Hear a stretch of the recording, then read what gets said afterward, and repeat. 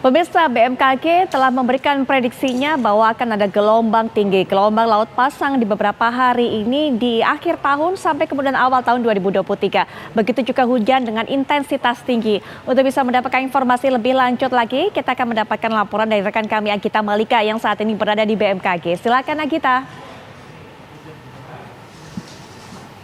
Ya, selamat malam Putri Viola dan juga pemirsa. Betul sekali bahwa memang Badan Meteorologi, Klimatologi, dan Geofisika ini memang sempat memberikan prediksi terkait dengan adanya peningkatan curah hujan. Kemudian juga ada beberapa informasi terkait termasuk juga hari ini diprediksi begitu ya akan ada terjadi hujannya cukup deras. Bahkan ada beberapa informasi yang mengabarkan ini ada cuaca buruk ataupun cuaca ekstrim. Nah, sebenarnya seperti apa kemudian prediksi untuk cuaca khususnya di wilayah Indonesia dan juga khususnya di Jabodetabek sampai hingga menjelang tahun baru? Kita akan langsung berbincang bersama dengan Kepala Pusat Meteorologi Publik BMKG. Sudah bersama saya Bapak Fahri Rajab. Selamat malam Pak Fahri. Ya, selamat malam.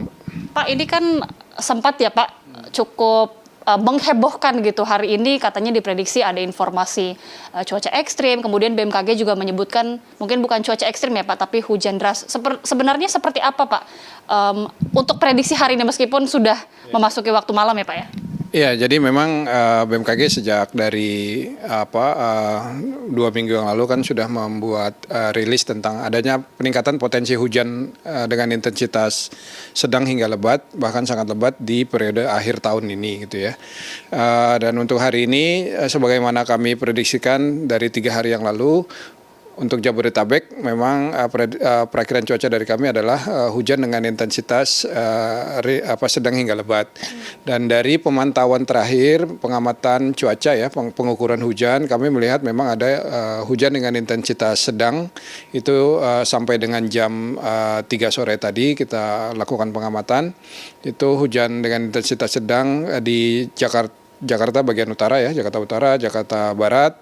Kemudian dengan intensitas sedang hingga lebat di selatan ya, di Bogor, Depok, itu juga yang terjadi saat ini. Dan kalau dari perakiran cuaca, prediksi kami memang potensi ini masih ada sampai dengan akhir tahun nanti. Oke, kita kan sejauh ini juga sudah disebutkan juga ya oleh Pak Fahri bahwa memang prediksi hujan atau curah hujan dengan intensitas sedang hingga tinggi. Tapi bagaimana kemudian dengan prediksi mungkin cuaca ekstrim begitu Pak? Apakah mungkin akan terjadi sepanjang minggu ini atau pekan ini? Ya, jadi BMKG membuat klasifikasi intensitas hujan ya. Berdasarkan jumlah curah yang turun selama 24 jam. Jadi kita kategori hujan lebat itu kalau jumlah curah hujannya antara 50 sampai 100 mm dalam satu hari, dalam 24 jam. Kemudian 100 sampai 150 mm dalam satu hari itu kita kategorikan sangat lebat. Kalau lebih dari 150 itu masuk kategori hujan ekstrim. Nah, kategori hujan ekstrim ini berpotensi terjadi dari hasil prediksi terakhir kami itu di hari Jumat nanti tanggal 30. Jumat nanti tanggal 30 ya Pak. Daerah mana saja kemudian yang harus diantisipasi Pak? Karena kan ini sudah musim menjelang tahun baru, banyak kemudian kekhawatiran dari masyarakat yang ingin berlibur, kemudian menghabiskan tahun baru mereka. Daerah-daerah mana saja Pak? Ya, untuk Jabodetabek, curah hujan dengan intensitas yang kategori ekstrim tadi ya, sangat lebat hingga ekstrim itu bisa terjadi merata hampir di seluruh Jabodetabek. Tapi konsentrasi lebih banyak itu di Jakarta Pusat, Jakarta Barat, Jakarta Utara ya, di pesisir utara DKI itu ya, itu lebih tinggi potensinya. Kemudian di Jakarta Timur itu juga potensi. Nah, untuk bagian selatan sendiri intensitasnya antara lebat hingga sangat lebat. Oke, artinya itu adalah beberapa daerah-daerah yang kemudian perlu diantisipasi. Prediksi berarti sampai tanggal berapakah Pak? Apakah akan ada puncaknya atau seperti apa?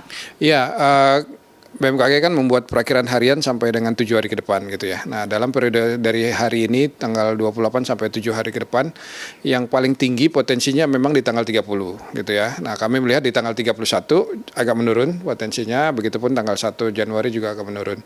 Jadi sampai dengan 7 hari ke depan kami membuat prediksi atau perakiran cuaca itu yang paling tinggi intensitas curah hujannya kami perakirakan di tanggal 30 di hari Jumat. Oke. Bagaimana kemudian rekomendasi dari BMKG, apakah ada daerah-daerah yang harus dihindari ataupun mungkin bagi masyarakat yang ingin berlibur ke daerah-daerah tertentu, apakah ada rekomendasi yang mungkin bisa diberikan?